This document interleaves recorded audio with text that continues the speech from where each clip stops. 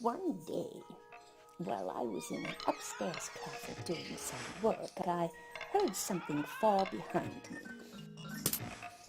Upon investigating, I picked up 2 pennies and 2 nickels, which is certainly very strange since you can imagine how many times the closet had been swept and cleaned or painted or papered in all those years.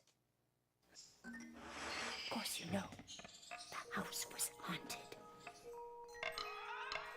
And we were little children there, and we hadn't been there very long. We didn't even have electricity.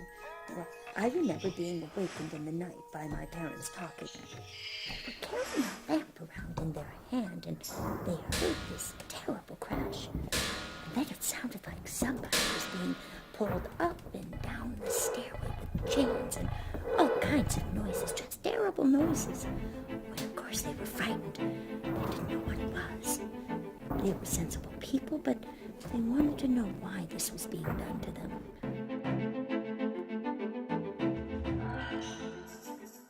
The new owner, he came right over to me and said, "The children have heard strange noises in the house, and they think it's haunted." The Indians were taken west in 1838. A young Indian girl died here, and she was buried on the place. And I think she's trying to get into the house. Mrs. Kirby said the Indian girl was buried there, and the original family planted a lilac bush over her grave.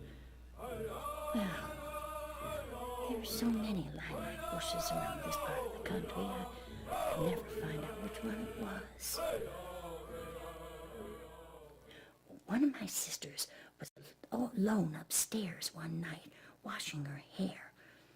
A doorbell rang, and no one was there when she answered it. And there were no footprints left in the snow.